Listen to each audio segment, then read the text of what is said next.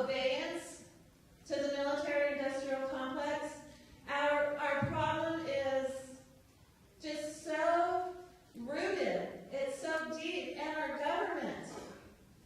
Everybody in our government, most people in our government, they're so tied to that crony capitalist military-industrial complex system. The media, they're part of the corporations, they're part of the government, really. They're just propaganda tools for the United States government. And so, to cure this, we need a bottom-up solution, not a top-down solution.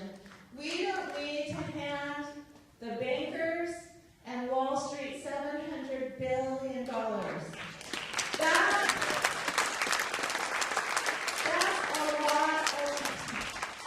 That's an amazingly, almost incomprehensible amount of money. It's more than Congress has appropriated for the occupation of Iraq. It's more than they spend on education. It's way more than they spend on education. But they're going to hand Paulson $700 billion to buy worthless paper from Wall Street. They're going to buy the paper that nobody else wants to buy. You know, Goldman Sachs will buy some paper, but only the paper that's worth money from whoever. This incestuous relationship, I can't keep up of who's eating who now. You know, so the government is going to buy the paper that's worth practically nothing. And what are they going to buy it with?